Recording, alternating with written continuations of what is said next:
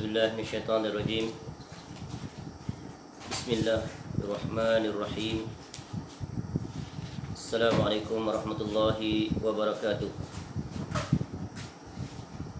إن الحمد لله نحمده ونستعينه ونستغفره ونعوذ بالله من شرور أنفسنا ومن سيئات أعمالنا.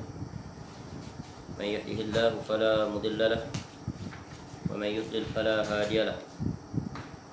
أشهد أن لا إله إلا الله وحده لا شريك له وأشهد أن محمدا عبده ورسوله. يا أيها الذين آمنوا اتقوا الله حق تقاته ولا تموتن إلا وأنتم مسلمون. يا أيها الناس اتقوا ربكم الذي خلقكم من نفس واحدة وخلق منها زوجها وبث منهما رجالا كثيرا ونساء. واتقوا الله الذي تساءلون به والأرحام إن الله كان عليكم رقيبا. يا أيها الذين آمنوا اتقوا الله وقولوا قولا سديدا يصلح لكم أعمالكم ويغفر لكم ذنوبكم ومن يطع الله ورسوله فقد فاز فوزا عظيما. أما بعد فإن أصدق الحديث كتاب الله وخير الهدي هدي محمد صلى الله عليه وسلم وشر الأمور محدثاتها وكل محدثة بدعة وكل بدعة ضلالة وكل ضلالة في النار. اللهم إنا نسألك علما نافعا.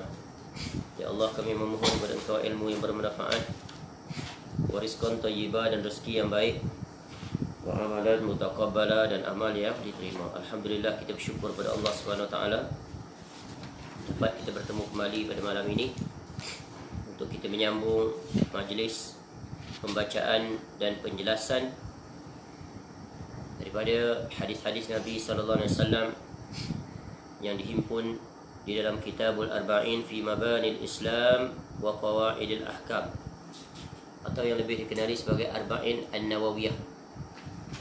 Ta'lif Al-Imam Al-Muhaddith Al-Faqih Yahya bin Sharaf bin Muri An-Nawawi Ad-Dimashqi Asy-Syafi'i, atau yang lebih dikenali dengan panggilan Al-Imam An-Nawawi rahimahullah, seorang ulama besar yang lahir pada tahun 631 Hijrah dan meninggal pada tahun 676 Hijrah.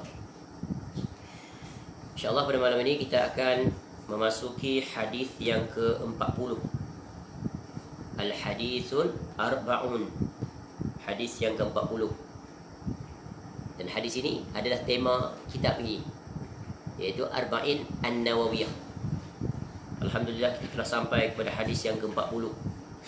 Dan Imam An-Nawawi rahimahullah menambahkan 2 hadis sebagai tambahan, memandangkan 2 hadis yang ditambah itu adalah sangat penting dan ia merupakan pelengkap terhadap seluruh hadis-hadis yang dipaparkan dalam Arba'in An-Nawawiyah. Baik, langsung saja kita membaca hadis ini. Dan hadis ini adalah hadis yang sangat agung, memberikan faedah, gambaran dan panduan bagaimana kita menguruskan kehidupan kita di dunia. Ya. Dan hadis ini mengingatkan kepada kita bahawa hidup di dunia adalah hidup yang sementara. Ya, hidup yang sementara, maka hendaklah kita mempersiapkan diri untuk meraih hidup yang kekal. Dan hadis ini memberikan panduan untuk mencapai tujuan tersebut. Qala al-Imam An-Nawawi rahimahullah, an Ibni Umar radhiyallahu anhuma qala akhadha Rasulullah sallallahu alaihi wasallam bimankibai faqala kun fid dunya ka'annaka gharibun aw abiru sabil wa'udda nafsaka min ahli al-qubur. Wa kana Ibnu Umar radhiyallahu anhuma yaqul idza amsayta fala tantazir as-sabah wa idza asbahta fala tantazir al-masa wa khudh min sihhatika limaradik wa min hayatika limautik. Rawahul Bukhari. Dari Ibnu Umar radhiyallahu anhuma, semoga Allah meridai keduanya, iaitu Abdullah bin Umar, ya, ayahnya adalah Umar Al-Khattab radhiyallahu anhu. Kedua-duanya adalah sahabat Nabi SAW, ya, anak beranak, memiliki sejarah yang sangat agung di dalam perjalanan sejarah Islam. Iaitu Umar radhiyallahu anhu adalah iaitu bapa mertua Nabi SAW, sahabat terdekat Nabi SAW, Amirul Mukminin yang kedua, dan salah seorang yang diberi khabar gembira dijamin masuk syurga. Manakala Abdullah bin Umar radhiyallahu anhu adalah anak yang memiliki keutamaan sehingga dia sebenarnya layak juga untuk dilantik menjadi khalifah. Tapi Umar radhiyallahu anhu tidak membenarkan untuk dia masuk di dalam pencalonan. Abdullah bin Umar radhiyallahu anhu seorang sahabat Nabi SAW yang alim, yang faqih, yang meriwayatkan banyak hadis-hadis Nabi sallallahu alaihi wasallam. Baik. Dia berkata, ya Rasulullah sallallahu alaihi wasallam memegang kedua bahu. Ya, Nabi SAW pegang kedua bahu, ya, Ibnu Umar radhiyallahu anhu pada satu hari Nabi SAW pegang. Akhaza Rasulullah SAW bimangkibai. Ya.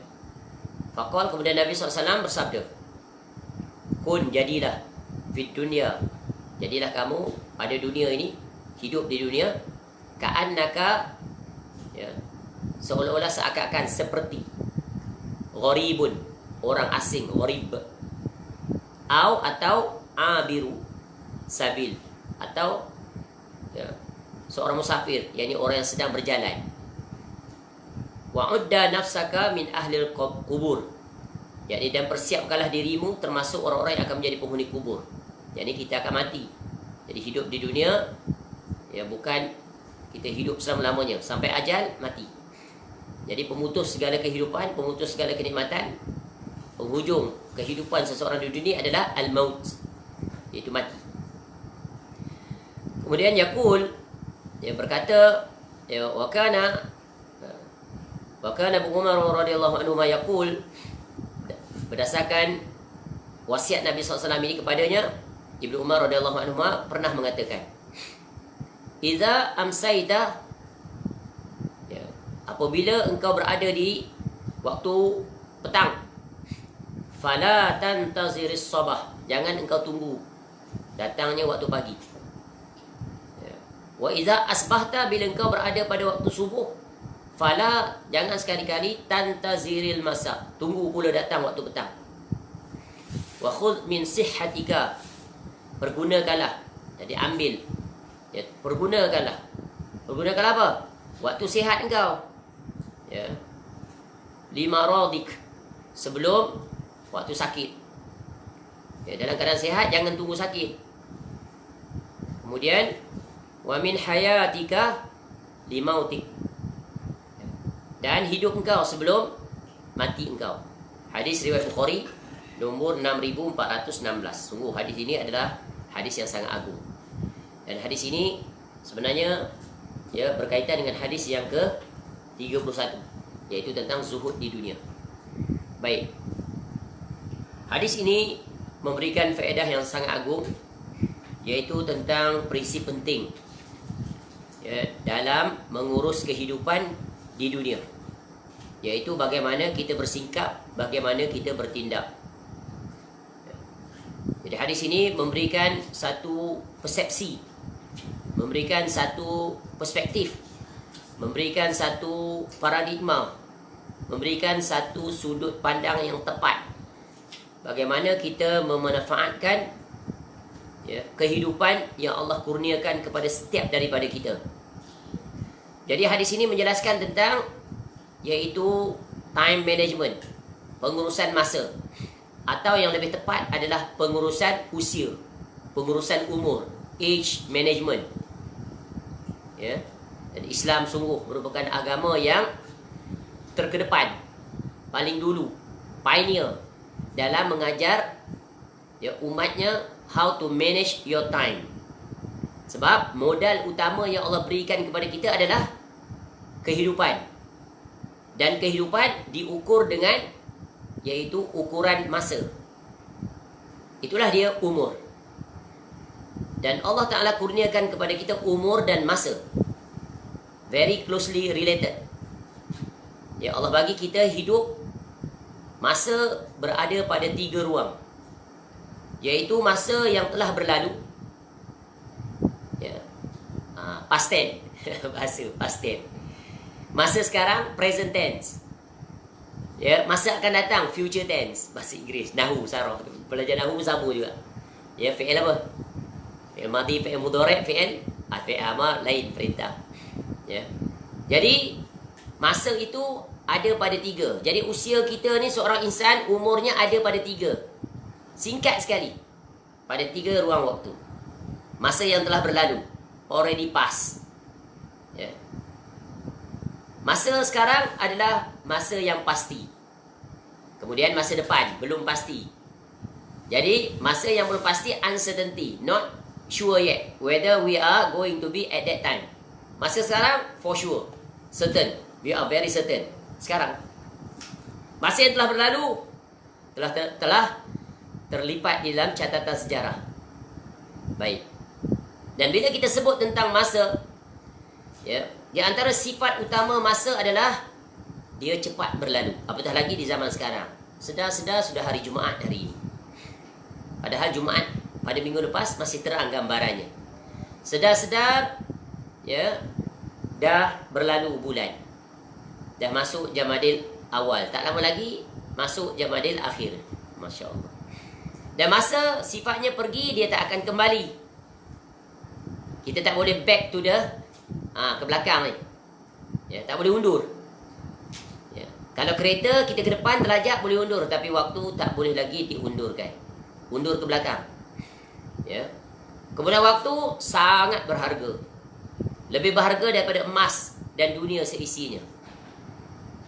Dan masa yang ada pada kita berbakinya sedikit. Sebab apa sedikit? Sebab kita tak pasti berapa lagi masa yang Allah akan berikan kepada kita.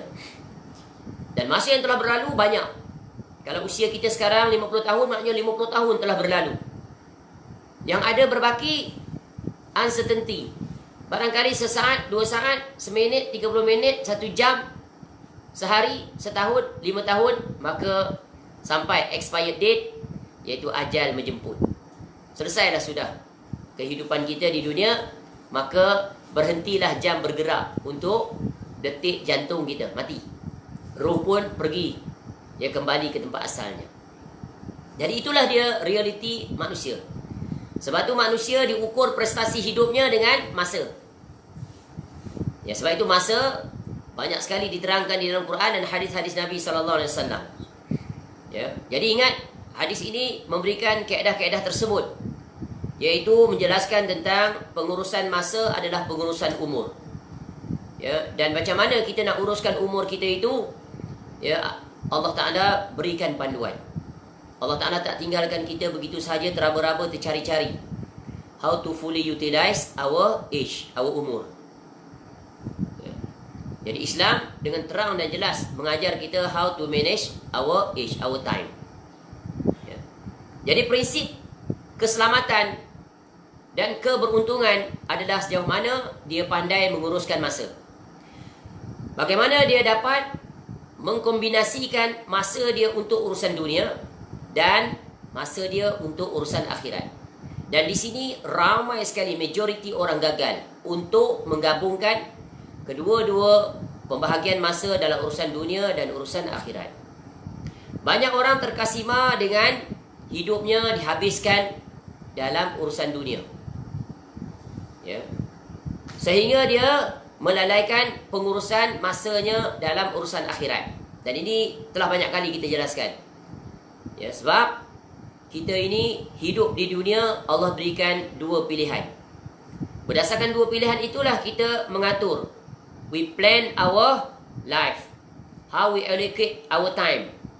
Ya, dunia bagaimana kita uruskan dia, akhirat bagaimana kita uruskan dia, supaya tidak terabai. Dan yang paling kita utamakan prioritinya adalah jangan sekali-kali mengabaikan pengurusan dalam urusan akhirat. Banyak orang menghabiskan usianya, ya, bahkan sampai tua dia mensia-siakan usianya. Sebab tu prinsip keselamatan dan keberuntungan, how we manage our time, dijelaskan oleh Allah Ta'ala. Khusus di dalam satu surah ini, sesiapa yang mentadaburinya, mengambil faedah daripadanya dan berjalan di atasnya, sungguh dia menjadi orang yang paling beruntung di dunia, dan dia menjadi orang yang sangat beruntung di negeri akhirat. Cukup dengan dia mentadaburi, yaitu suratul Asr, surah yang paling pendek di dalam Al-Quranul Karim. Ada 3 atau 4 surah yang pendek. Berapa ayat yang paling pendek dalam dalam Al-Quran? 3 ayat. Ya. Surah Al-Kautsar, inna a'tayna. Surah apa lagi? Suratul Asr. Ya. Suratul Asr itu, ya, Allah Ta'ala berfirman, wal asr. Ya, demi masa. Ya, demi waktu asar. Waktu asar tu waktu dah suntuk dah, nak masuk maghrib dah. Maknanya dah hujung dah. Critical time, iaitu sempadan di antara waktu siang dan waktu malam. Nampak? Faham tak kaedah? Mana you are on the critical situation. Yeah. So what you have to do? You have to be prepared. You have to decide and you have to take action. Decision you make, action you take will determine the future of your success or failure. Very simple, straightforward. Ayat ni sungguh menakjubkan. Kalau diperincikan, ya, demi masa in general terms, ya, sebab masa kita dah sebut tadi, manusia Allah berikan nikmat yang satu, iaitu masa. 2 nikmat yang Allah bagi pada setiap manusia. Semua orang meraihnya. 2 modal utama Allah bagi dia. Apa dia? Apa modal utama yang Allah bagi pada kita? Orang Islam, orang kafir, budak kecil, orang tua, orang besar, orang sehat, orang sakit, apa dia? Ni'matani maghbunun fihi ma katsirun minan nas, as-sihah wal faragh. 2 nikmat. Ya. Nikmat sihat, nikmat masa luang, masa lapang. Tapi ramai orang tertipu dengan kedua ini, terlalaikan. Sebab 2 nikmat ini adalah nikmat yang paling agung di antara sekian nikmat, iaitu adanya masa. Masa yang lapang dan masa sihat. Bila bergabung keduanya, whatever you want to do, ya, you can accomplish, you can achieve it. Sihat, nak berbuat apa pun boleh. Tapi kalau dah sakit, banyak rintangan, banyak halangan, banyak alasan pula. Ya, kalau dah sibuk, dia tersibukkan dengan urusan dunia, maka banyak alasan pula untuk tidak berbuat urusan akhirat. Minta maaf lah aku tak boleh datang kuliah. Minta maaf lah aku tak boleh ikut daurah. Minta maaf lah aku tak boleh pergi masjid, aku sibuk sangat ni. Ya, projek nak manage ni. Ya, meeting banyak ni, siang malam sampai ke tengah malam. Ya, sampai hari Sabtu, hari Ahad, 24 hours non-stop. Kalau boleh nak jadikan 7 hours, round the clock. Tu dia sibuknya. Ya, nikmat tak? Tengok Allah bagi kita nikmat yang sangat agung ni. Musibah Covid ni hampir setahun, luasnya waktu yang Allah bagi pada kita to cover masa yang kita waste. Ya, kita bazirkan, kita sia-siakan waktu dulu. Dulu sibuk, ya, sekarang lapang banyak. Tapi kalau tak berubah juga, sungguh dia meletakkan dirinya pada what? ICU. Lebih parah daripada ICU. Maknanya zon yang sangat berbahaya. Baik. Jadi suratul Asr memberikan kaedah yang sangat agung. Kalau kamu nak jadi orang yang beruntung di dunia, maka milikilah 4 perkara. Ya, innal wal asr innal insana lafi khusr. Betul? Betul eh? Innal insana fi khusr illa alladhina amanu wa amilus solihat wa tawassaw bil haqq wa tawassaw bis sabr. Sesiapa yang memiliki 4 ini diatur dengan peredaran masa. Dia atur masa dia dengan 4 perkara. Inilah time management. Masa tu diisi dengan 4 perkara. Yang pertama, beriman. Ya. Beriman maksudnya dia menuntut ilmu. Kewajipan dia, ilmu syar'i. Yang kedua, dia beramal. Yang ketiga, dia berdakwah. Yang keempat, dia bersabar di atas keempat perkara. Itulah, ya, as-sabru 'alal azafi. Yang pertama, al-awwal, ya, al-ula, iaitu menuntut ilmu. Ilmu apa? Ya.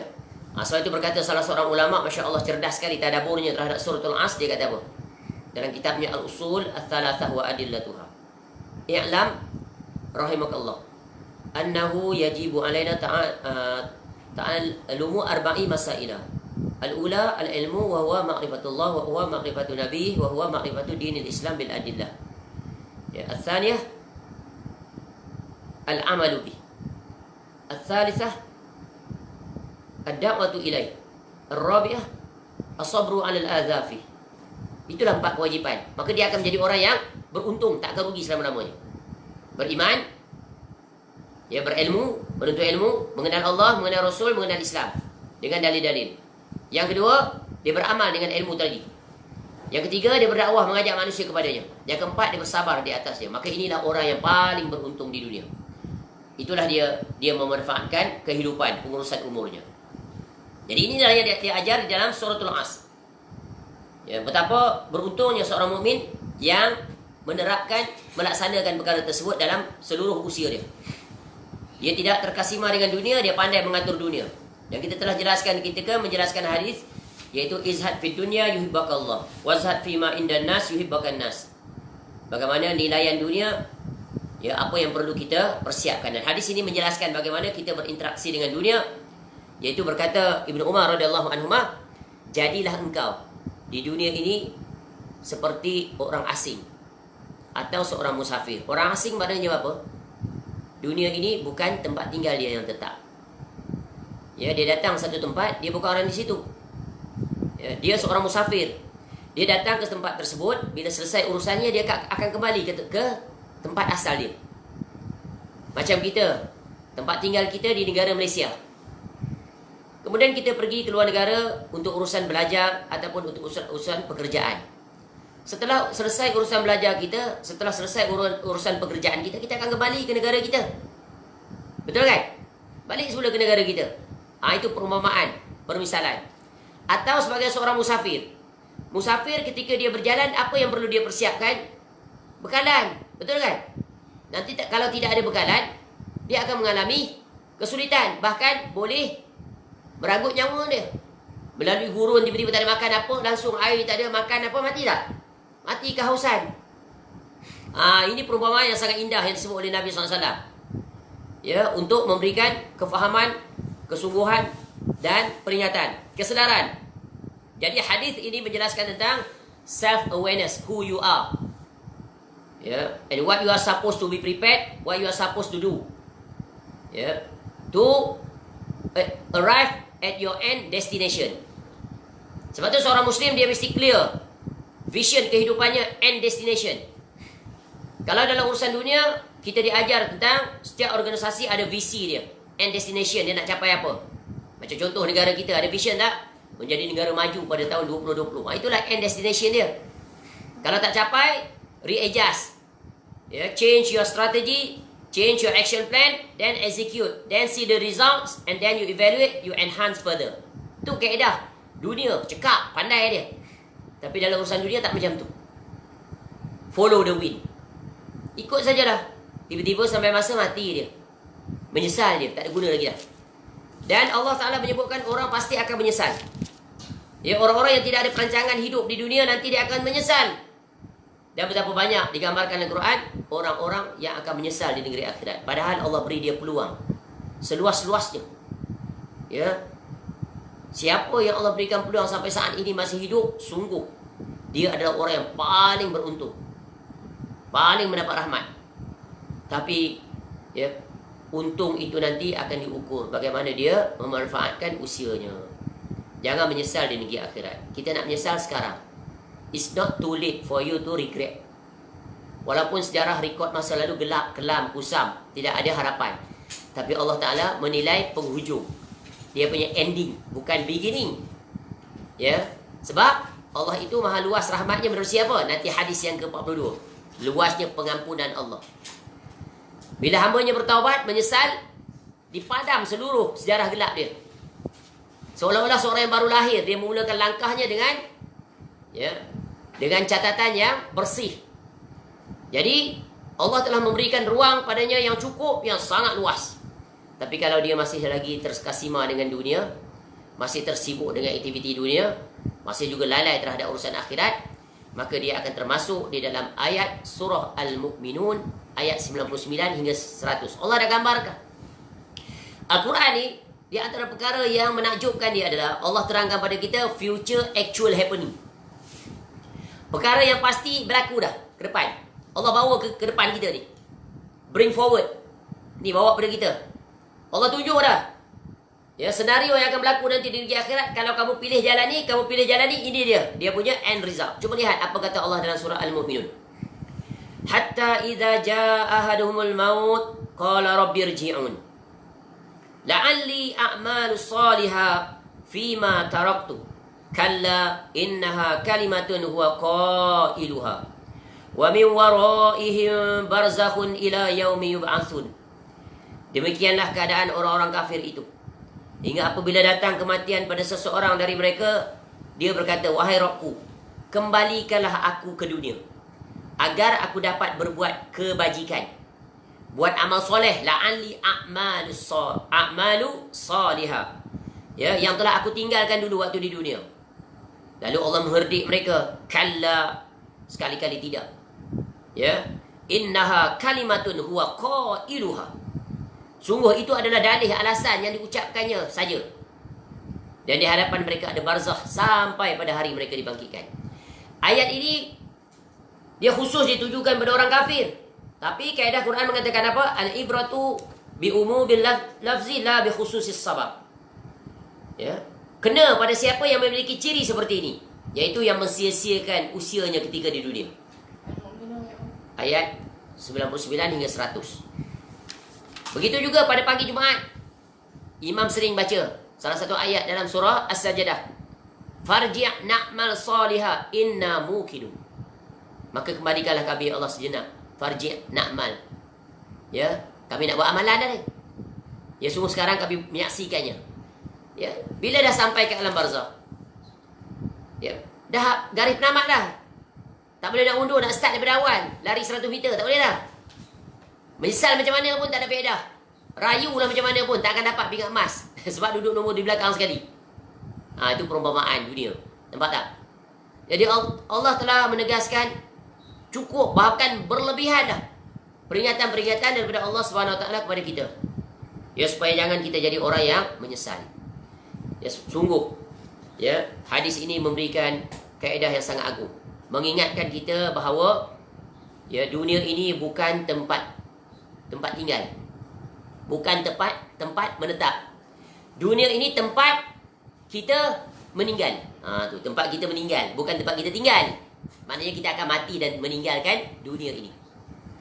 Ya, dunia ini tempat untuk kita membuat persiapan untuk menghadapi hari yang dijanjikan, yang akan kita bertemu dengan Allah Ta'ala nanti di negeri akhirat. Dunia ini adalah tempat untuk mempersiapkan bekalan. Dunia ini adalah ujian. Itu dia. Ya, dunia ini, life is a series of tests. By hook or by crook, you have to face it. Ya, semua orang akan menghadapinya. Ada orang gagal, banyak. Ada orang yang berjaya, sedikit. Maka jadilah kelompok orang yang berjaya. Dan Al-Quran beri panduan bagaimana nak jadi orang yang berjaya. Bagaimana? Iaitu raihlah, berusahalah untuk menjadi orang yang beriman dan beramal soleh. Wa basyiril ladzina amanu wa amilus solihat anna lahum jannatin tajri min tahtihal anhar ila akhiril ayat. Dan berilah kabar gembira, good news, busyra. Apa dia? Orang yang beriman dan beramal soleh. Jadi tugas kita, ya, adalah untuk menunaikan hak Allah Ta'ala itu. Beriman dan beramal soleh, istiqamah di atasnya. Maka Allah berikan kabar gembira dengan apa? Dengan janji syurga. Ya, syurga Allah dah sebut dah, bring forward juga. Allah jelaskan gambarannya, sifatnya, cirinya. Sehingga Nabi SAW Allah berikan keistimewaan, dapat menggambarkannya dengan very detail. Nabi SAW langsung lihat syurga dan neraka. Ya, tidak ada perincian dan pendetailan yang menjelaskan tentang peristiwa yang berlaku selepas dunia ini tamat riwayatnya. Kita tamat riwayat kita adalah melainkan syurga dan neraka sangat jelas. Tak terhitung banyaknya dalam Quran menjelaskannya dan juga dalam hadis-hadis Nabi SAW. So, apa lagi yang kita bertangguh? Apa lagi yang kita nak datangkan alasan? Orang yang cerdas cukup dengan satu alasan, dengan satu dalil. Cukup dah, tak perlu banyak dalil. Tapi lihat betapa Allah Ta'ala menekankan perkara ini berulang-ulang, banyak sekali di dalam pelbagai ayat. Untuk, ya, menyedarkan kita jangan sekali-kali terleka, teralpa dengan nikmat dunia. Sebab dunia ini banyak manusia terkasima. Ya, sebab itu dia ulang, diingat. Ya, supaya kita sentiasa menjadi perindu pecinta akhirat. Gemar hati untuk melakukan ibadah. Cinta untuk bertemu dengan Allah. Ya, redha dengan segala ketentuan Allah. Segala ujian baik. Ya, segala nikmat baik. Ya, kerana apa? Dia mengharapkan semuanya pahala balasan daripada Allah. Sebab itu Nabi SAW menyebutkan tentang pribadi mukmin yang menakjubkan. Pribadi mukmin yang menakjubkan adalah pribadi yang berjalan di atas hadis ini dan hadis-hadis yang sebelum ini. Apa dia? Ajaban di amril mukmin. Inna amrahu kullahu khair wa laysa zaka li ahadin illa lil mukmin. In asabathu sarra'u syakara fakana khairan lah. Wa in asabathu darra'u sabara fakana khairan lah. Ya, kata Nabi SAW, sungguh menakjubkan. Ni hebat seorang muslim ni. Sungguh menakjubkan seorang mukmin. Apa saja yang menimpa terhadap dia semua baik baginya. Dan kamu tidak akan kamu temui selain daripada orang mukmin. Apa saja yang dia hadapi di dunia ini, semua baik bagi dia. Apabila dia diuji dengan nikmat, dia bersyukur terhadap nikmat. Alhamdulillah, ya Allah, aku masih hidup sampai saat ini. Aku berada pada hari Jumaat. Dapat aku menggunakan hari Jumaat tadi sebagai tanda syukur aku kepadamu, ya Allah. Aku melakukan perkara-perkara, iaitu memperbanyakkan amal, ya, berselawat pada Nabi SAW, beristighfar, memperbanyakkan doa, ya, membaca ayat Quran dan sebagainya. Ya, dan dia mengecilkan kesibukan dia dengan dunia, mengecilkan maksiat. Kemudian bila dia diuji dengan, ya, kesulitan, kepayahan, musibah, dia bersabar dengan musibah itu. Dia tahan lisan dia. Ya, dia redha dengan segala ketentuan. Allah uji dia dengan kehilangan pekerjaan. Allah uji dia tak dapat dia nak memenuhi cita-cita dia melakukan sesuatu kerana, ya, pergerakannya dihadkan. Ya, banyak perkara-perkara yang dia ingin lakukan, ya, terhalang, tertunda, tapi dia bersabar di atasnya kerana dia tahu semua itu yang berlaku adalah atas kehendak Allah Ta'ala. Pasti ada hikmah, pasti. Tak ada satu pun yang berlaku melainkan semuanya ada hikmah. Allah berikan hikmah apa? Dengan masa yang banyak, kesibukan dikurangkan, masa untuk dia kembali bermuhasabah, masa untuk dia kembali beristighfar, masa untuk kembali dia dapat reschedule pengaturan waktu usia dia. Ya, sebab itu hadis ini memberikan kaedah di mana sehingga berkata Ibnu Umar radhiyallahu anhuma memberi komentar terhadap wasiat Nabi SAW ini kepadanya dengan satu perkataan yang sangat indah, yang sangat berkesan, sangat memberi manfaat. Keluar daripadanya kaedah, iaitu jika engkau berada di petang hari, jangan tunggu pagi hari. Dan jika engkau berada di pagi hari, jangan tunggu waktu petang hari. Apa maknanya ni? Jangan bertangguh. Ya, don't delay your action. You already have your plan, then you just execute it. Just do it, don't wait and see. And yet what happen? Datang hari besok, tak buat apa hari ni. Datang hari besok, tak juga berbuat. Ya, macam orang kata, esoklah nak pergi masjid, esoklah pergi masjid. Esoknya dia disolatkan di masjid. Esok nak pergi masjid, esoklah menuntut ilmu, esoklah baca Quran, esoklah beli kitab, esoklah itu, esok semuanya esok. Ini penyakit kronik. Penyakit apa? Bertangguh. Tapi dalam urusan dunia, tak ada esok bagimu. Hari ini juga. Hari ini nak beraktiviti, hari ini juga dia buat. Ya, hari ini nak pergi ke suatu tempat, sampai dia destinasi 400 km ke utara, 400 km ke selatan, sampai. Dalam COVID dia sampai. Ke gunung sampai, ke lurah sampai, ke laut sampai, ke udara sampai, ke darat sampai, ke sawah sampai semuanya. Tapi ke majlis ilmu tak sampai. Nak pegang kitab pun tak sampai. Padahal dekat saja sebelah ni. Nampak tak? Ini sungguh terhalang daripada berbuat kebaikan, sungguh satu kerugian. Jadi prinsip penting di sini, jangan bertangguh. Kerana kita tidak tahu apa yang akan berlaku untuk hari esok. Itu dah paling jauh dah. Paling dekat sebentar lagi, tak tahu. Ya. Bila kita Allah telah lontarkan untuk berbuat amal soleh, segera melakukannya. Ya, segera. Lawan, mujahadah. Jadi prinsip agung hadis ini, ingat, kita adalah orang asing. Kita adalah musafir. Kita adalah alien di dunia. We are traveller on this earth. Ya. Kerana dalam perjalanan, kita kena ada siap perbekalan. Dan dengan perbekalan itulah bila kita sampai ke destinasi, kita akan bergembira. Kita akan berpuas hati.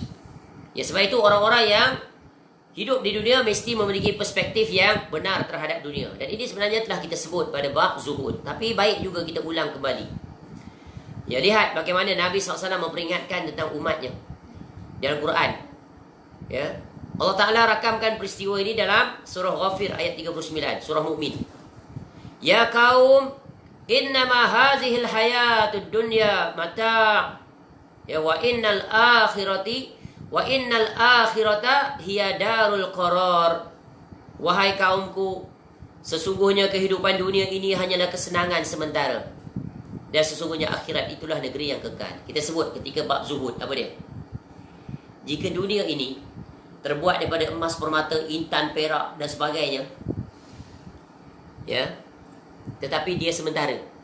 Manakala akhirat, syurga terbuat daripada batu kerikil yang tajam, batu granite, ya, macam-macam lah yang kasar, duri dan sebagainya, tapi dia kekal. Orang yang cerdas pasti akan memilih yang mana? Yang kekal. Ya, ini apatah lagi gambarannya sebaliknya, syurga itu emas, ya, permata, pelbagai nikmat, tak dapat digambarkan nikmatnya. Bayangkan nikmatnya Allah, rahmat Allah turun di dunia hanya satu. 99 Allah simpan, nanti Allah akan bagi negeri akhirat. Satu pun kita rasa macam 100%. Tapi begitulah, sebab yang dapat menapis je, yang dapat nampak satu itu 99% di negeri akhirat nanti adalah iman. Tapi kalau ditimbang dengan nafsu, ya, diukur dengan nafsu, maka dia akan nampak 1% itu 100%. Maka rugilah dia mendapat bahagian itu di dunia. Maka sekali-kali dia akan terhalang, tak akan dapat, ya, nikmat yang berbaki itu di negeri akhirat. Ya. Dan nikmat hidup di dunia ni sementara saja. Sekarang pun kita dah tahu betapa nikmat itu sementara. Banyak sudah nikmat yang Allah tarik daripada kita. Betul kan? Dengan meningkatnya usia, tenaga dah kurang. Dah tak menikmati lagi dah nak berjalan merata-merata. Ya, dah letih dah. Ya, contoh kita memiliki cucu. Cucu ajak, jomlah Tok Wan kita pergi berjalan. Tak larat dah. Tak minat dah, pergilah dengan mak kamu tu. Ya, Tok Wan dah tak larat dah, di rumah je. Tapi kalau dulu waktu muda, Masya Allah, ke mana nak pergi? Nak melancong ke mana? Nak bercuti di mana? Kuat, tangkas, cergas. Itu nikmat Allah dah tarik. Hilang dah nikmat itu. Dan nikmat-nikmat lain banyak Allah dah tarik. Dia tak suka dah, ya, nak bersama-sama, bergrup-grup, mengopi-ngopi, mengetih, tak suka dah. Itu orang yang selamat. Tapi ada orang yang masih tak selamat. Masih lagi dia mengopi, mengetih siang malam. Jajak telefon, member jom malam ni berjemaat. Ya, jom kita mengopi malam ni pukul 11 malam. Di mana? Ya, jom kita pergi ke KL. Dia duduk di Kelang. Umur berapa? 50 lebih lah. Hari apa yang dia nak pergi tu? Hari Jumaat. Masya Allah. Baik. Sebab itu Nabi SAW menjelaskan dalam banyak hadis tentang tercelanya dunia, supaya jangan tertipu. Nabi SAW sebut apa? Mali walid dunya, innama masali wa masalud dunya kamasali rakibin qal fi zilli syajaratin summa raha wa tarakaha. Kata Nabi SAW, apa urusan aku dengan dunia ni? Aku tak ada urusan apa dengan dunia ni. Maknanya apa? Dunia ni tak ada faedah. Ya, faedah apa? Ya, faedah dari segi, ya, kerana apa? Dunia ni sementara, dia bukan kekal. Nikmat pun nak dibandingkan nikmat akhirat yang kekal jauh berganda, tak boleh dibandingkan.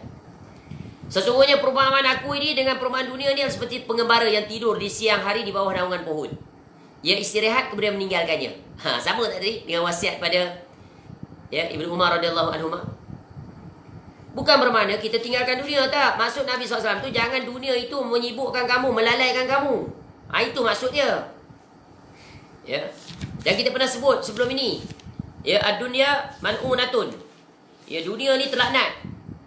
Ya, terlaknat apa yang ada di dalamnya kecuali illa zikrullah wa ma walah au aliman au muta'alliman.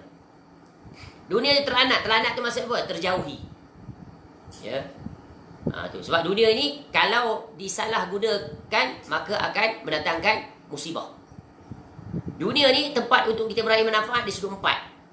Iaitu apa? Iaitu illa zikrullah, orang yang ingat pada Allah, iaitu orang yang beramal soleh. Wa ma walah, dan apa-apa yang berkaitan dengannya. Ya. Tu yang mendukung amal-amal tadi. Dunia kita jadikan sebagai sarana untuk meraih akhirat. Dunia kita gunakan untuk sebagai ibadah. Ya. Contoh, kita sibuk dengan dunia, betul kan? Kita jadi seorang petani, belayam, belitik, tanam sayur-sayuran. Jadi sayur-sayuran itu kita gunakan untuk apa? Dengan jualan dia cukup syaratnya, ya, kita mulakan zakat. Ya, zakat penternakan. Itu kan dapat pahala. Kita bersedekah bagi pada orang. Kita jual. Ya, kemudian dengan pendapatan itu menjaga diri kita daripada terlibat dalam perkara yang haram. Menutup kita untuk mencuri dan sebagainya. Itu kan dapat pahala. Ya. Atau ya, orang alim. Orang alim yang berilmu dan mengajar. Dengan ilmunya mengingatkan manusia supaya beriman dan bertakwa kepada Allah. Bukan hanya ingatkan orang, ingatkan dia juga. Dia tu yang lebih utama. Dan orang-orang yang menuntut ilmu. Nampak? Ya. Tu yang diajar oleh Nabi SAW. Ya.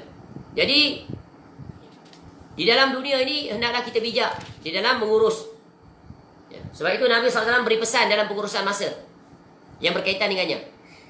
Iqtanim khamsan qabla khamsin. Hadis ni masyhur. Manfaatkanlah 5 perkara sebelum datangnya 5 perkara. Ini Nabi SAW wasiatkan bukan pada orang tua. Siapa sejak balik. Ni kena ajar pada anak-anak ni. Ni anak-anak, budak lagi tak apa. Dia sibuk main, biarlah letak dia main, melompat, sukan, bagai-bagai.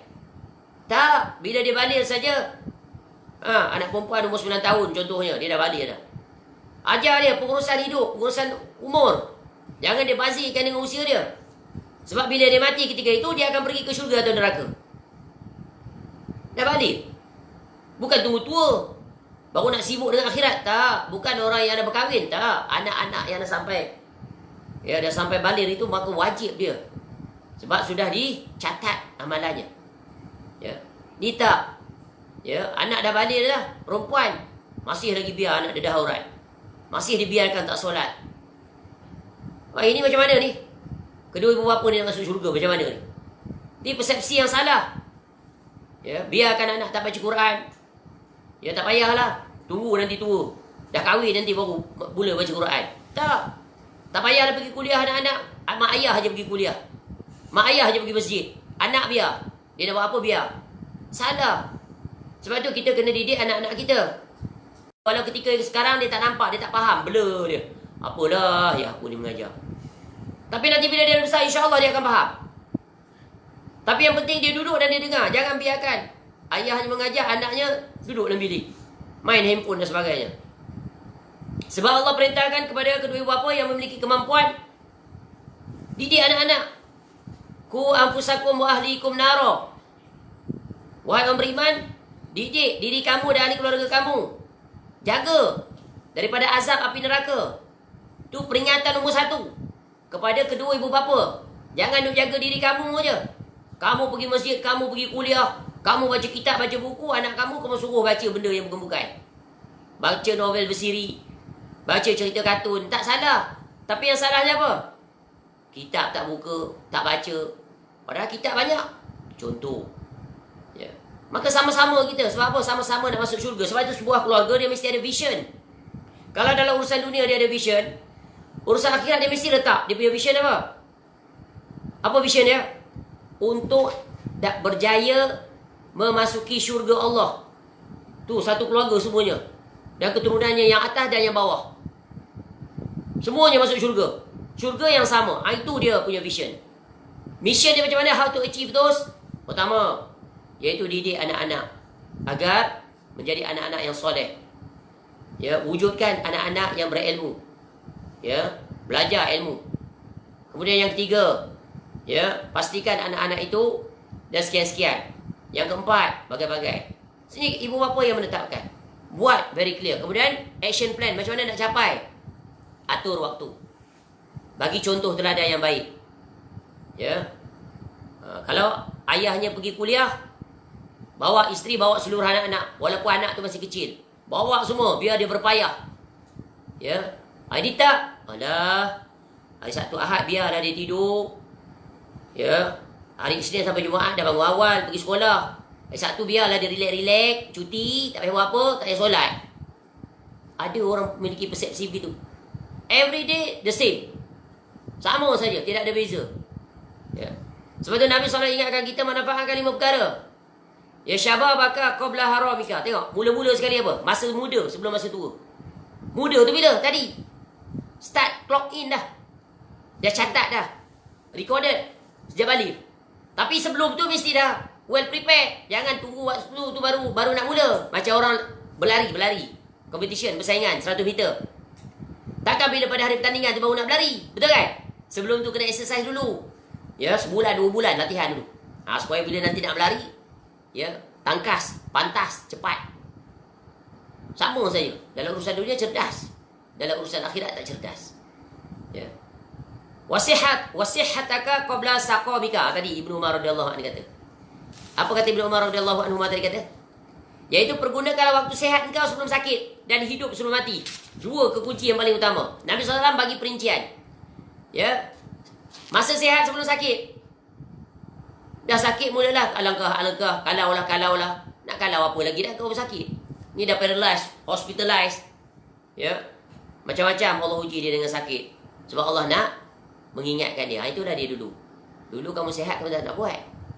Tak nak bersungguh dalam bentuk ilmu. Ni dah COVID baru dah cerita-cerita nak belajar sana, nak belajar sini.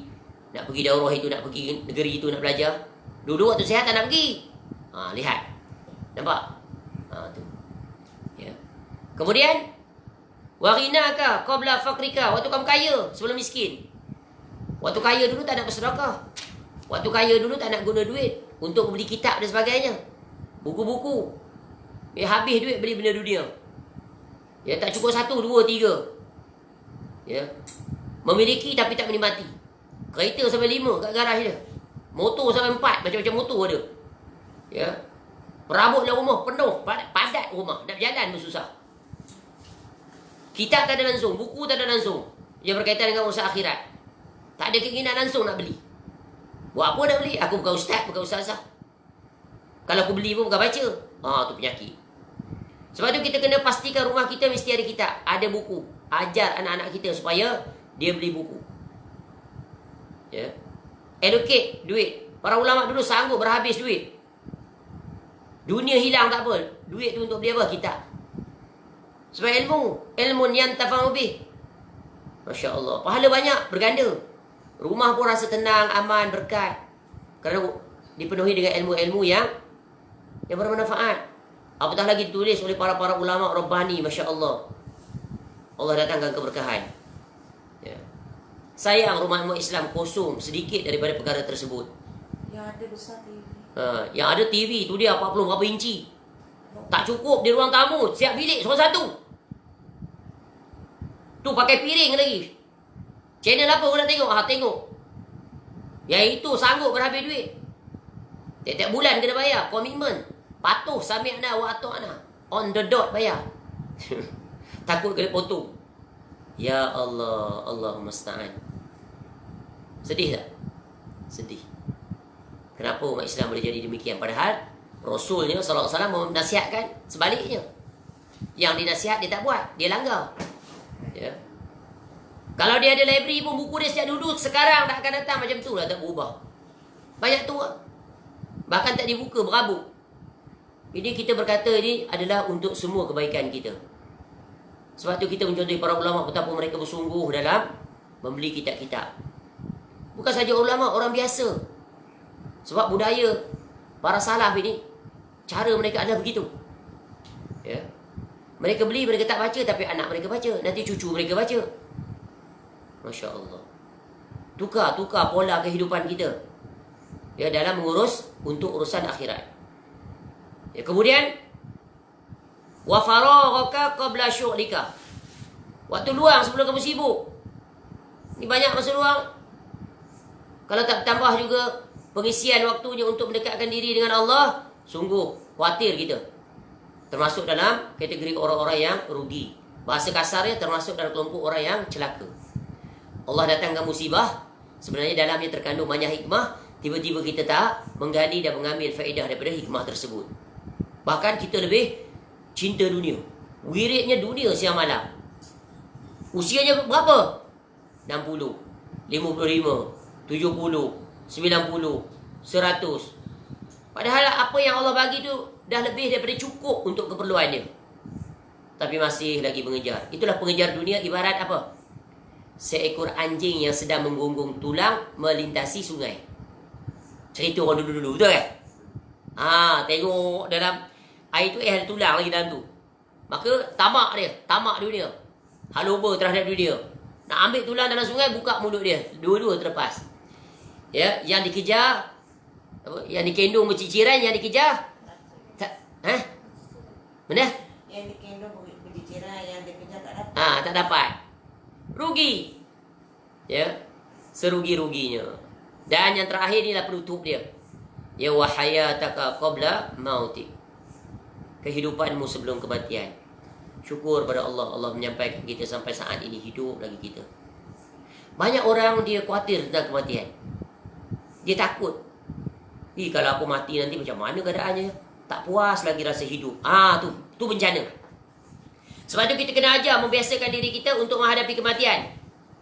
Kena pasak kuat-kuat tentang ayat yang telah kita baca dalam surah Fussilat itu.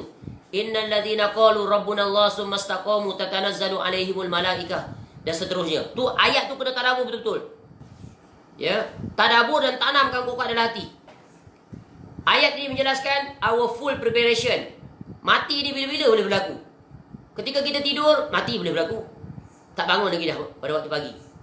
Sambil berjalan sihat, sedang berbicara, seronok, ketawa, bagai. Tiba-tiba keluar di jalanan, dilanggar, mati dia. Jadi mati uncertainty, bila berlaku bila-bila. So yang boleh berlaku bila-bila, itulah yang patut kita buat persiapan betul-betul. Sebab unexpected. Sebab tu dalam kematian ni, kita kena guna perkataan ini. Expect the unexpected.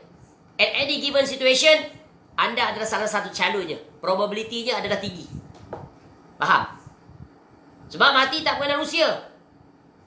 Bukan tua baru nak mati. Tak semestinya. Yang muda mati, yang tua pun mati. Bukan mati menunggu sakit, yang sihat pun mati. Ya.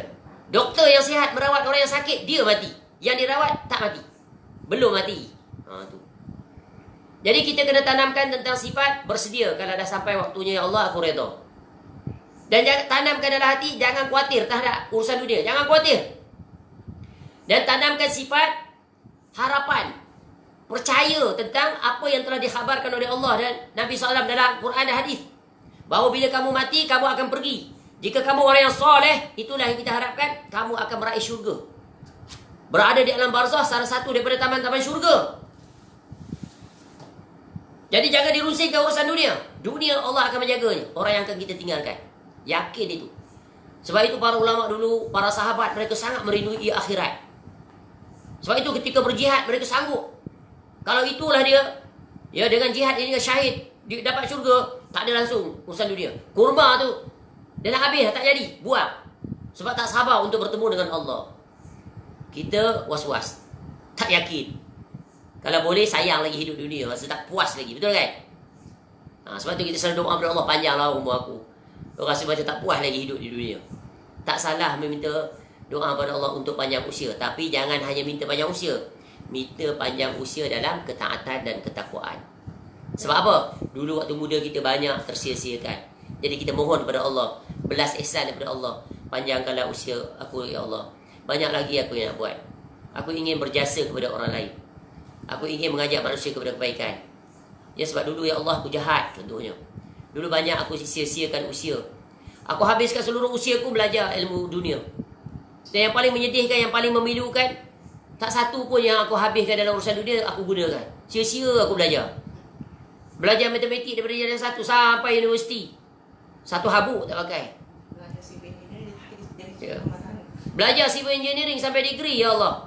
Tapi lah duduk di dapur je. Satu faedah pun tidak ada. Nampak? Belajar civil engineering ni payah bukan main, hampir pecah kepala. Istilah je lah, susah. Ya. Semualah tak kira lah subjek apa dia ambil, semua susah. Ya, belajar sastra pun susah. Ya, arts, ya, belajar communication pun susah. Semua susah lah. Tak ada yang senang kalau belajar masuk universiti ni. Mata kena bercengkam mata buat assignment itu ini. Ya. Nak periksa bercengkam mata berbagai. Ya, keluar duit lagi banyak, ribu-ribu habis. Tapi lalanya apa jadi? Pakai tak semua? Tak pakai. Last ya, minta kerja pun tak dapat. Contoh, tapi jangan salah faham. Nak sebut nilaian betapa orang menghabiskan usia dalam urusan dunia. Ya, yang salah di mana? Abaikan urusan akhirat. Akidah tak belajar, bab fiqh tak belajar. Itulah kerosakan umat yang berlaku sekarang. Jahil tentang agama. Tapi terkedepan dalam memberikan komentar terhadap agama. Luar biasa ni zaman sekarang. Banyaknya orang yang membinasakan diri masing-masing. Bukan ahlinya, pandai dia nak kritik ulama-ulama yang jauh berganda. Dia tu ulama pun tidak, pelajar pun tidak, jahil dia. Jahil murakab. Dia murakab, jahil dia, bertingkat-tingkat. Tapi dengan sombongnya, dengan beraninya menulis, memberi komentar. Dia ustaz apa tak guna ni, ceramah pelik kat ni. Masya Allah. Inilah orang-orang yang dirugikan. Merugikan diri sendiri, ya, nanti menyesal dia di akhirat. Jadi hadis ini memberikan kaedah yang sangat agung. Ya, kesimpulan daripada hadis ini hendaklah kita pandai mengatur diri. Sebab itu, ya, dengan berlalunya, berjalannya masa, ya, hendaklah kita mendidik diri kita dan anak isteri kita semuanya tentang how to manage our time. Yang pertamanya mesti, iaitu tekankan kewajipan menuntut ilmu syar'i. Khusus di masa muda. Zaman sekarang menjadi fardu kepentingan untuk mengajar anak-anak belajar ilmu agama. Kerana ilmu dunia itu dah terpenuhi oleh manusia. Dah berlebihan, dah jadi lambakan di dalam masyarakat. Ya. Supplier over demand. Supply over demand dah. Ya, demand sikit, tapi yang nak supply tu banyak. Berlambat-lambat di pasaran. Doktor melebihi dah. Banyak doktor, sampai doktor pun tak kerja. Nak tunggu praktikal pun berbulan baru ada. Dulu doktor sikit. Dah banyak sudah lah. Kita jadi doktor manusia, doktor rohani pula. Yang itu kurang. Doktor rohani yang benar-benar berjalan di atas manhaj salaf tu sedikit, qalil. Itu dah jadi fardu ain. Peluang kerja banyak. Bukan pula pekerjaan dunia, bukan. Dunia dah. Kita bekerja untuk akhirat. Allah akan datang ke dunia. Jangan jadikan profesion agama tu untuk menarik dunia. Itu tak kena. Ya, aku jadi ustaz besok. Orang panggil ceramah sana sini. Kaya aku. Bukan. Tetap dia ada pekerjaan. Ya, kerjalah beli ayam ke, beli itik ke. Ya, meniaga ke. Jadi cleaner ke. Yang penting halal. Tapi dia mengajak manusia kepada Allah. Nampak tak? Tu pentingnya ada orang-orang yang hartawan ni, dermawan ni. Fully sponsored. Para pengajar itu untuk mereka dapat memberikan perhatian. Di zaman sekarang perlu begitu. Tak sama seperti dulu. Sebab di zaman sekarang, orang yang mengajar itu perlukan rezeki. Betul kan? Ada anak, ada isteri nak hantar sekolah, semua duit. Jadi penting. Tu. Dan peranan ini dimainkan oleh pemerintah. Tengok pemerintah menggajikan pekerja. Pengajar-pengajar, guru-guru, ustaz-ustaz. Ya, di jabatan-jabatan agama. Tapi kalau orang yang tidak memiliki pekerjaan rasmi, maka orang-orang kaya inilah yang membantu. Itulah yang dilakukan dulu oleh para orang-orang kaya di zaman para ulama dahulu. Ya. Kecuali jika dia memiliki harta. Ayah dia orang kaya, mak dia orang kaya. Ya, yang menyara hidup mereka. Cuba tengok. Ulama Rabbani 2 orang ni. Ibnu Taimiyah rahimahullah. Yang sezaman dengan Imam Nawawi rahimahullah. Ketika Imam Nawawi rahimahullah meninggal, Ibnu Taimiyah rahimahullah umurnya belasan tahun. Di tempat yang sama. Di Damsyik. Ya, tapi wallahu a'lam sampai sekarang ini saya belum menemui lagi. Pernahkah Ibnu Taimiyah rahimahullah bertemu dengan Imam Nawawi rahimahullah? Tapi yang pasti murid nombor 1 Imam Nawawi rahimahullah Ibnu Al-Attar, Alauddin Al-Attar, setelah kewafatan gurunya Imam Nawawi rahimahullah datang berguru dengan Imam Ibnu Taimiyah rahimahullah. Dan disitulah dia berjalan di atas manhaj salaf, iaitu dia berpegang teguh dengan akidah salaf. Sungguh menakjubkan ni. Dua-dua ni menyerahkan seluruh usia dia untuk ilmu. Berkhidmat untuk ilmu. Berdakwah, melakukan amarah nahi munkar. 2 para ulama wali Allah. Ya. Imam Nawawi rahimahullah, dia fully sponsored oleh ayah dia. Ayah dia yang menyediakan makanan untuk dia. Dia belajar sebelum masa. Makanan dia bukan macam makanan kita. Zuhud. Ya. Ibnu Taimiyah rahimahullah, seluruh makanan dia diuruskan oleh abang ni. Abang atau adik dia, dua orang yang sentiasa bersama dengan dia. Jadi dia fully concentrate. Dan zuhud. Makanan dia tak macam kita. Kita semua dah sedap. Ya, pagi makan, petang makan, tengah hari makan, tu dapat pingat PJK. Orang sekarang ramai dapat pingat PJK. Kalau dalam raja bagi PJK, pingat jasa kebaktian. Tapi yang ini, kita sendiri yang beri pangkat kepada kita. PJK. Apa? Perut jalan ke depan. Perut dia ke depan. Boroi, obesity. Sebab apa? Makanan. Mewah. Sebab tu Nabi SAW ajar dalam kaedah permakanan. Bersederhana. Ya. Tengok para ulama. Rabbani. Masya Allah, zuhud penampilannya. Tengok badan pun sedap mata memandang. Betul kan? Kurus dia. Ya. Elok orang yang kurus, slim body dia. Sedap mata memandang. Nampak dia pandai. Dia zuhud terhadap makanan. Zuhud terhadap makanan ni boleh dilihat dari segi physical appearance. Tapi bukanlah kita kata orang yang sehat tu badan gemuk tu hina di pandangan manusia. Tak, bukan begitu. Ya, tapi kalau permakanan dia salah, memang salah dia.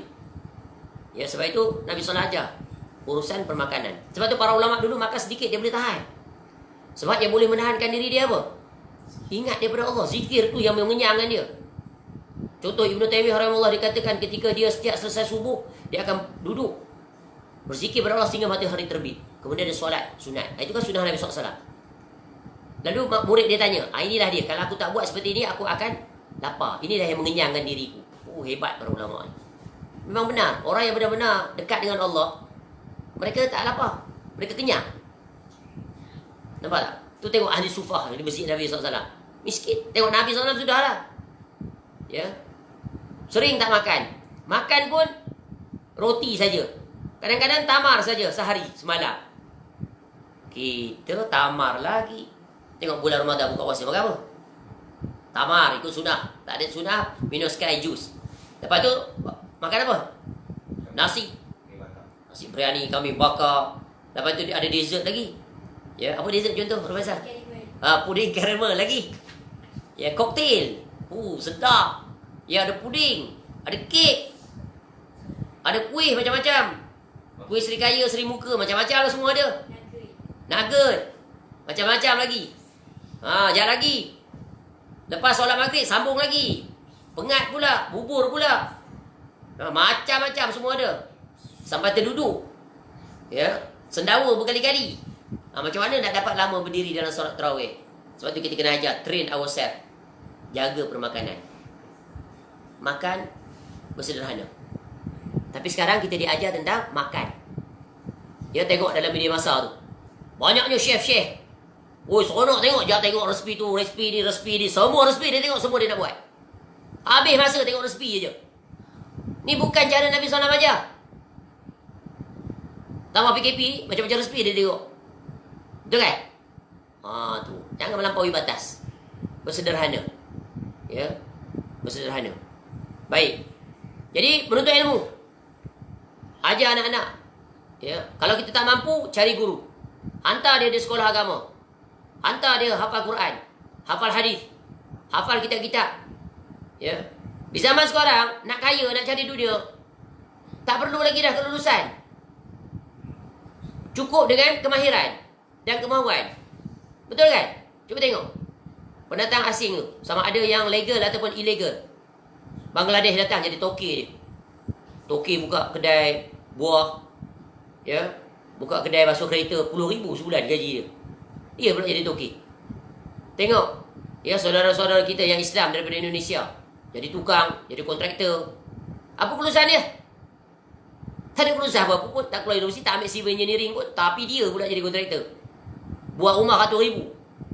Ya. Nampak tak? Tengok yang lain-lain tu. Ya, Masya Allah, kita jumpa banyak sekarang. Jadi, urgensi di zaman sekarang adalah menuntut ilmu agama. Sebab apa? Masyarakat perlukan orang-orang untuk mengingatkan mereka kepada Allah. Dan ajar anak-anak untuk menjadi orang-orang yang jujur, ikhlas dalam menyampaikan ilmu. Mengajak manusia kepada Allah. Bukan mengajak manusia kepadanya, kelompoknya, atau mengajak manusia dan dia mengambil kesempatan di atas murid-muridnya. Ya. Sambil dia kumpul murid-murid dia berniaga pula dengan murid dia. Murid pun malah alah beli dengan tu guru. Kaya dia ajar tu murid dia. Dia kemudian letak pula fadilat tasbih ni, fadilatnya sekian. Tongkat ni, cincin ni, ya, fadilatnya sekian. Ni kopiah capal ni, ya, ada logo ni, fadilatnya sekian. Ini tinggalkan orang seperti ini. Para ulama dulu sebagai contoh, para ulama salah, mereka tak mengambil kesempatan di atas murid mereka. Mereka tak gunakan murid-murid mereka itu untuk memasarkan produk mereka. Tak. Kalau mereka pergi lain, itu suku. Kamu mengajar agama satu bab. Sebab nak elakkan apa? Jangan sekali-kali mempergunakan agama untuk kepentingan pribadi. Ya, Masya Allah, ini penting, Sebab itu setiap seorang Muslim dia kena jaga, khususnya dia sebagai pendakwah, dai. Ya. Kemudian di antara bagaimana kita nak mengatur, iaitu atur waktu harian kita. Ya, untuk ibadah, untuk kerja dunia, atur. Ya. Tinggalkan perkara-perkara yang mensia-siakan waktu. Jangan berlebih-lebihan dalam bergaul, berkawan, bergeng-geng, bergrup-grup.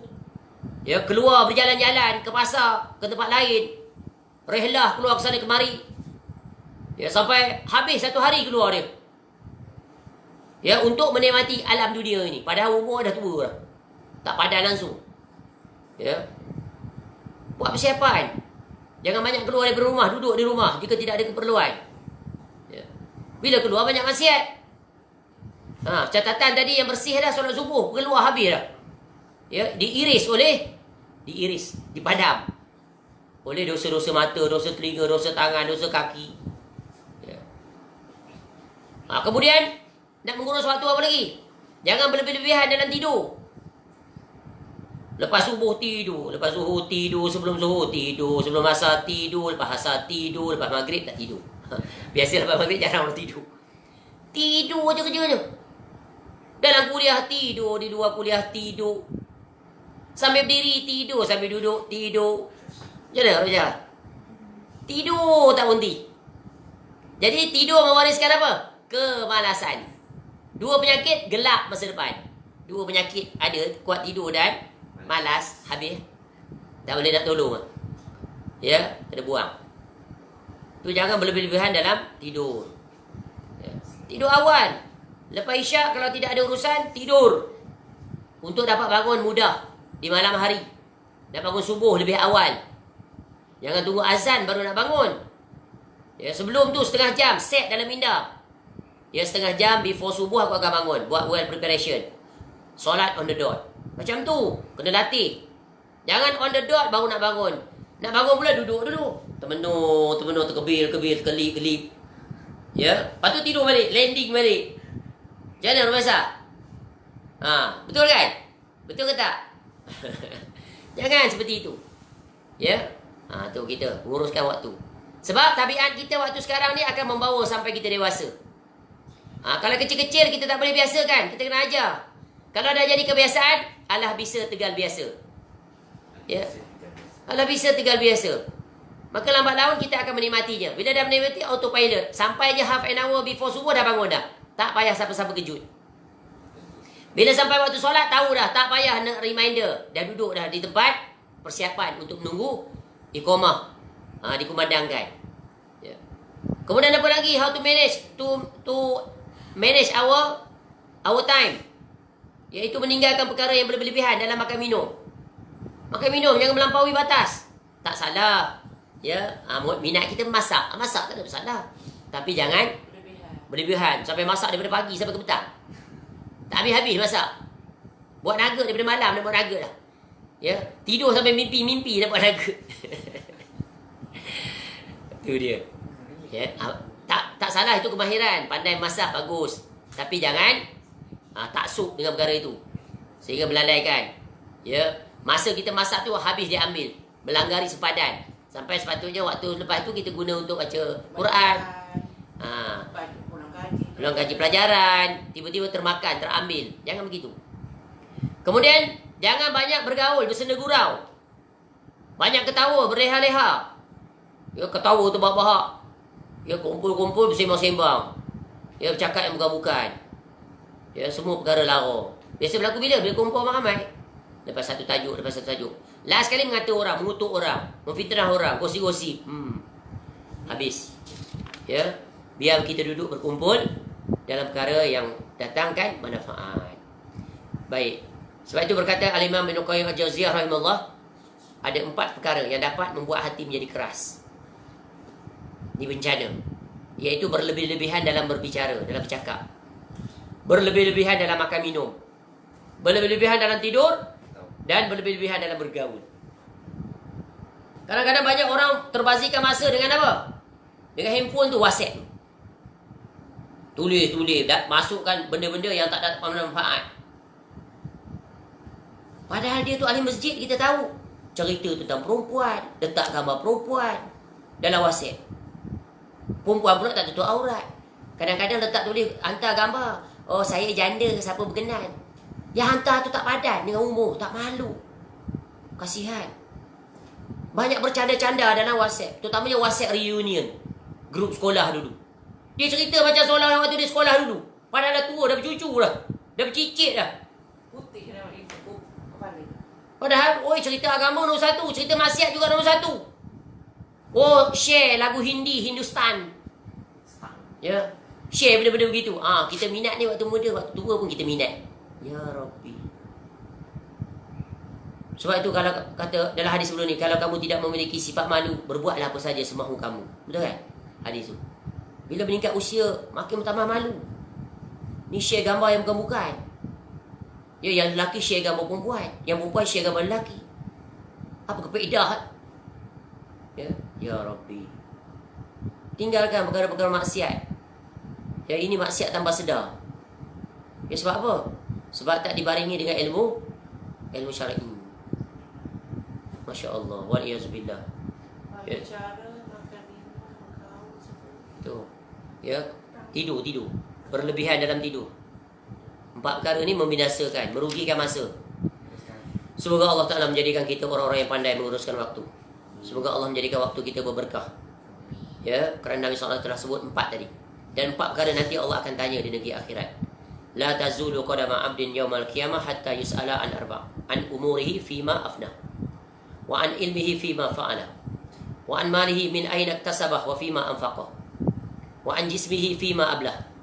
Tidak berganjak kaki anak Adam pada hari kiamat. Kita akan berdiri di hadapan Allah. Ya, Allah akan tanya kita. Di antara soalan-soalan yang akan Allah tanya pada kita adalah tentang diri kita. Iaitu umur. Kita buat apa waktu kita hidup. Allah bagi kita sampai saat ini. Sampai 80, sampai 90, sampai 100. Kamu buat apa? Di mana kamu habiskan dia? Ya, tentang ilmu. Kamu buat apa dengan ilmu kamu? Amalkan, sampaikan, atau kamu peram untuk diri kamu saja, tak berbuat apa-apa? Tentang harta, dari mana kau dapat? Kemana kamu habiskan? Ya, cara haram, cara salah, atau cara benar? Kemudian kamu buat apa dengan harta kamu? Habis ke jalan kemaksiatan, memboros dalam perkara yang sia-sia, atau memanfaatkan untuk kebahagiaan kamu di negeri akhirat. Dan tubuh badan kamu, Allah bagi kamu sihat sampai sekarang. Ya, letih kamu tu, kamu buat apa badan kamu tu? Habis masa berjoging ke? Habis masa pergi gym, angkat semua supaya tunjuk, tangkap gambar, upload lagi dalam Facebook. Macam mana nak jawab ni? Ya, tu. Ya, kamu buat apa? Allah akan tanya. Macam mana kita nak jawab? Kita kena persiapkan jawapan. Allah dah siapkan soalan dah. Maka kita kena buat persiapan. Sebab itu para ulama dulu, Masya Allah, ya, mereka mengingatkan kita, bagi contoh teladan. Contoh, salah seorang ulama ada berkata apa? Aku tidak pernah mensia-siakan waktuku yang pernah berlalu dari umurku untuk bermain-main dan berbuat sia-sia. Dia kata Muhammad bin Abdul Baqir rahimahullah, yang meninggal pada tahun 535 Hijrah. Ini adalah para ulama Rabbani. Aku tidak pernah mensia-siakan usiaku yang pernah berlalu dari umurku untuk bermain-main dan berbuat sia-sia. Kita gunakan waktu kita untuk bermain-main. Tu hari suka tu. Habis masa bermain-main. Betul kan? Ni dia kena ni, dia tengok dia kena terus pada dia. Habis masa bersukan. Ya, Masya Allah. Siang malam dia exercise untuk bersukan. Tinggalkanlah. Terutama ketika dah usia macam ni. Tinggalkan. Ya, takut ni dengan peringatan Allah. Ya. Begitu juga seorang ulama mengatakan bahawa, ya, Al-Khalil bin Ahmad rahimahullah yang meninggal pada 160 Hijrah. Ni tabi'in. Dia kata apa? Waktu itu ada 3 bahagian. Ya, waktu itu ada 3 bahagian. 3 portion. Waktu yang telah berlalu daripada kamu dan tak akan kembali. Waktu yang sedang kau alami dan lihatlah bagaimana ia akan berlalu daripada engkau. Dan waktu yang engkau tunggu. Ya. Boleh jadi kamu dapat menemuinya atau kamu tak akan sempat menemuinya. Kita dah sebut tadi. Ya, Masya Allah. Dan banyak lagi contoh-contoh teladan. Maka bacalah buku-buku yang berkaitan dengan bagaimana para ulama memanfaatkan waktu. Kerana mereka adalah contoh teladan yang sangat hebat.